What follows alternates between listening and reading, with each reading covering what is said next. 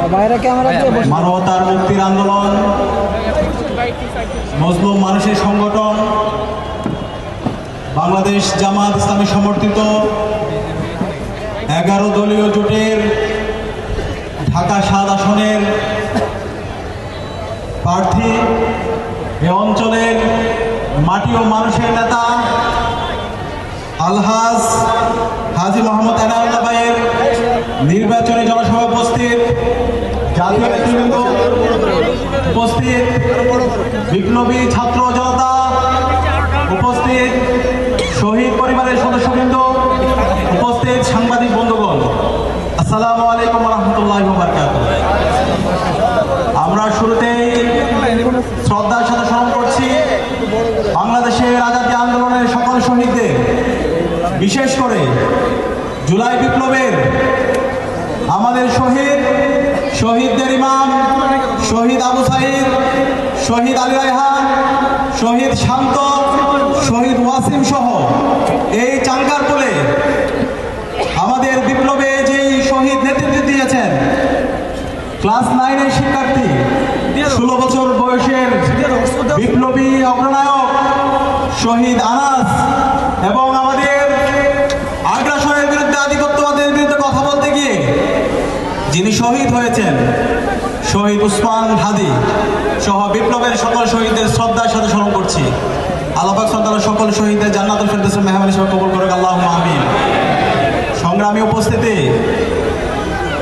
আমরা যখন নির্বাচন আসে, বাংলাদেশের 54 বছরের ইতিহাস যদি দেখি, আমরা অনেক চটকদার কথা শুনতে পাই।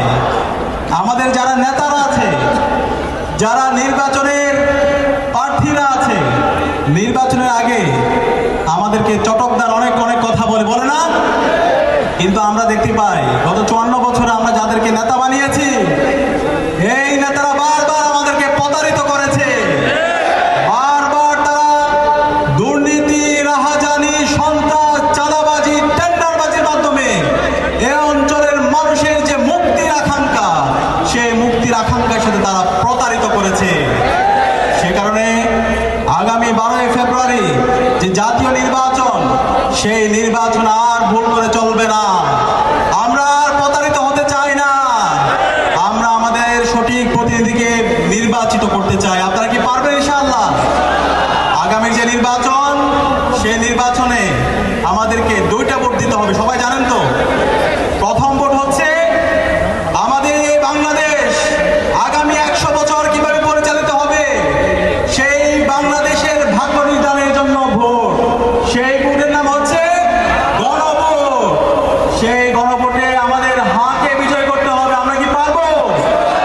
হা মানে বাংলাদেশ, সবাই একসাথে বলেন, হা মানে বাংলাদেশ, হা মানে বাংলাদেশ, হা মানে ইনসাফ, হা মানে ভারতীয় আধিপত্যবাদের বিরুদ্ধে সংগ্রাম, হা মানে শহীদ উসমান হাদির হত্যার বিচার, হা মানে বাংলাদেশে বিগত সময়ে যেই ফেসিবাদী কাঠামো ছিল, সেই ফেসিবাদী কাঠামোকে ভেঙে নতুন রাজনৈতিক সংস্কৃতি বিনির্মাণ করা, হা মানে এই পুরান ঢাকার মধ্যে গত 54 বছরে যেই চাঁদাবাজি, টেন্ডারবাজি, রাহাজানি তৈরি হয়েছে, সেই সিন্ডিকেটকে সমূলে উৎপাদন করা। আমরা বাংলাদেশের রাজনৈতিক দলগুলোকে আহ্বান করবো, আপনারা নির্বাচনে যেই নির্বাচন করেন, এই হায়ের পক্ষে আপনাদেরকে অবস্থান নিতে হবে। কিন্তু আমাদের খারাপ লাগে, আমরা কষ্ট পাই। দীর্ঘ ফেসিবাদ বিরোধী যারা আমাদের সাথে আন্দোলন করেছে, লড়াই করেছে, যারা মজলুম ছিল, তারা আজকে হায়ের বিপক্ষে অবস্থান নিচ্ছে। তারা ঘন্টার পর ঘন্টা বক্তৃতা দেয়, কিন্তু তাদের বক্তৃতার মধ্যে এই হায়ের পক্ষে তার ক্যাম্পেইন দেখতে পাই না। বাত ব্যথা, প্যারালাইসিস কিংবা আর্থ্রাইটিস, আধুনিক ফিজিওথেরাপি ও পুনর্বাসন চিকিৎসায় নির্ভরযোগ্য নাম ডিপিআরসি। এটা পুরো জাতির জন্য লজ্জা। আপনারা যদি হায়ের বিপক্ষে অবস্থান নেন, 12 ফেব্রুয়ারি বাংলাদেশের জনগণ আপনাদের বিরুদ্ধে ব্যাপকভাবে প্রতিরোধ গড়ে তুলবে ইনশাআল্লাহ। আপনাদের অবস্থান পরিষ্কার করতে হবে। সারা দেশে বিভিন্ন জায়গায় বক্তৃতা দিচ্ছেন, কিন্তু এই বক্তৃতার মধ্যে হায়ের পক্ষে আপনাদের কোনো ক্যাম্পেইন দেখছি না। আপনাদের নেতৃবৃন্দ তারা নায়ের পক্ষে ক্যাম্পেইন দিচ্ছেন। এই নায়ের পক্ষে ক্যাম্পেইন না মানে জুলাই শহীদদের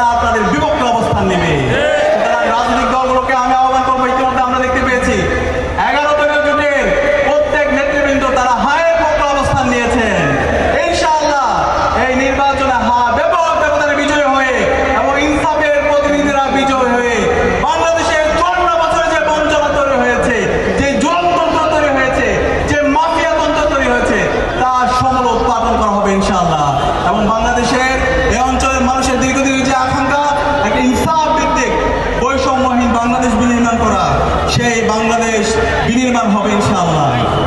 দ্বিতীয়ত আমরা দেখতে পেয়েছি দীর্ঘ 16 বছরে যারা আমাদের সাথে একসাথে ফেসিবাদের বিরুদ্ধে আন্দোলন করেছে, যারা জুলুমের শিকার ছিল, সেই দলের দেশনায়ক বলেছেন আই হ্যাভ এ প্ল্যান, এবং আমরা আশাবাদী হয়েছিলাম আমরা এই প্ল্যান শুনতে চাই।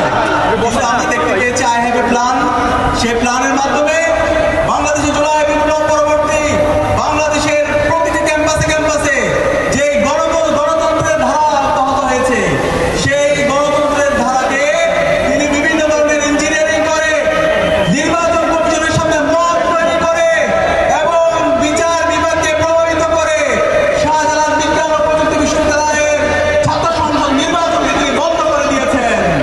এবং তার প্ল্যানের মধ্যে দেখতে পাচ্ছি তিনি বিভিন্ন ধরনের কার্ডের কথা বলছেন। আমরা এই ধরনের কার্ডের কথা শুনতে চাই না, আমরা ভিক্ষা দিতে চাই না। আমরা চাই যুবকরা তারা তাদের দক্ষতার মাধ্যমে, তাদের কাজ, তাদের এমপ্লয়মেন্ট তৈরি করার মাধ্যমে যারা বাংলাদেশের আগামী দিনের যারা রাষ্ট্রনায়ক হবেন তারা তাদের অবস্থান পরিষ্কার করবেন। তো আমরা ইনসাফের প্রতিনিধি আছে, সেই ইনসাফের প্রতিনিধিদেরকে বাংলাদেশের মুক্তিকামী ছাত্র জনতা তাদের পক্ষে অবস্থান দিবে ইনশাআল্লাহ।